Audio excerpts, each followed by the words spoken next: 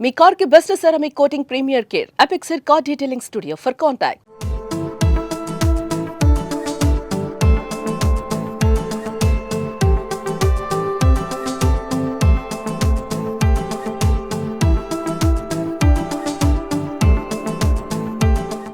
సొంతిల్లు ప్రతి ఒక్కరి కల. ఆ కలను సాకారం చేసుకోవడానికి కేంద్ర రాష్ట్ర ప్రభుత్వాలు సంయుక్తంగా ముందుకొచ్చాయి.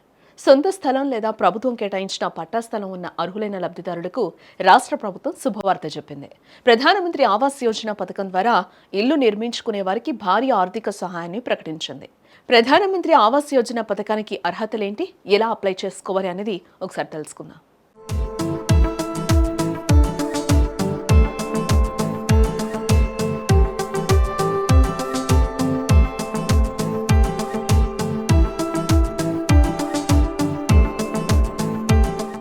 సొంతిల్లు కట్టుకోవాలని భావించే వారికి ఇది నిజంగా గోల్డెన్ ఆపర్చునిటీ.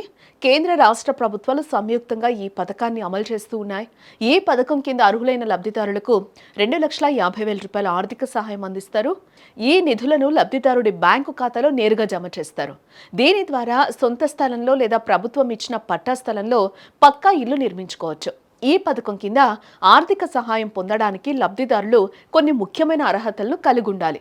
లబ్ధిదారు తప్పనిసరిగా ఆంధ్రప్రదేశ్ రాష్ట్రానికి చెందిన వారై ఉండాలి. దరఖాస్తు చేసుకునే వ్యక్తికి సొంత స్థలం కానీ ప్రభుత్వం కేటాయించిన పట్టా స్థలం కానీ ఉండాలి. దరఖాస్తుదారు కానీ వారి కుటుంబ సభ్యులు కానీ గతంలో ఏ ఇతర ప్రభుత్వ గృహ నిర్మాణ పథకం ద్వారా లబ్ధి పొంది ఉండకూడదు. ముఖ్యంగా లబ్ధిదారుడి కుటుంబ ఆదాయం ప్రభుత్వం నిర్ణయించిన పరిమితిలో ఉండాలి. ఈడబ్ల్యూఎస్ అంటే ఎకనామికల్లీ వీకర్ సెక్షన్ కింద వార్షిక ఆదాయం 3 లక్షల వరకు, ఎల్ఐజి అంటే లో ఇన్కమ్ గ్రూప్ కింద వార్షిక ఆదాయం 3 లక్షల నుండి 6 లక్షల వరకు ఉండాలి. అలాగే లబ్ధిదారుడి కుటుంబానికి దేశంలో ఎక్కడ పక్కా ఇల్లు ఉండకూడదు. ఈ పథకం ద్వారా లబ్ధి పొందాలనుకునే అర్హులు ఒక దరఖాస్తు ప్రక్రియను పూర్తి చేయాలి. అర్హులైన లబ్ధిదారులు తమ సమీపంలోని గ్రామ సచివాలయం లేదా మున్సిపల్ వార్డ్ సచివాలయాన్ని సంప్రదించాలి. సచివాలయంలో సంబంధిత అధికారి వద్ద తమ వివరాలను నమోదు చేయించుకోవాలి. దరఖాస్తు చేసుకునేందుకు చివరి తేదీ నవంబర్ 30, 2025. ఈ గడువులోపు తప్పనిసరిగా మీ వివరాలను అందించాలి. దరఖాస్తు సమయంలో కొన్ని ముఖ్యమైన డాక్యుమెంట్లను సమర్పించాల్సి ఉంటుంది. వాటిలో ఆధార్ కార్డు కాపీ, నివాస ధృవీకరణ పత్రం, ఆదాయ ధృవీకరణ పత్రం, బ్యాంకు ఖాతా వివరాలు, పాస్పోర్ట్ సైజ్ ఫోటోలు అండ్ సొంత స్థలం లేదా పట్టా స్థలం పత్రాలు జత చేయాలి.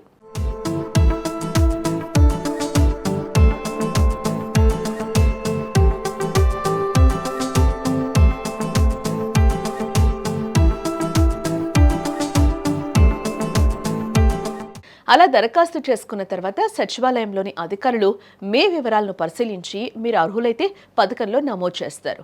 అనంతరం ప్రభుత్వ నిబంధనల ప్రకారం లబ్ధిదారుల ఎంపిక జరుగుతుంది. మీరు ఈ పథకానికి ఎంపికైతే ఇంటి పనులు ప్రారంభమైన తర్వాత ప్రభుత్వం దశల వారీగా ఆర్థిక సహాయాన్ని విడుదల చేస్తుంది.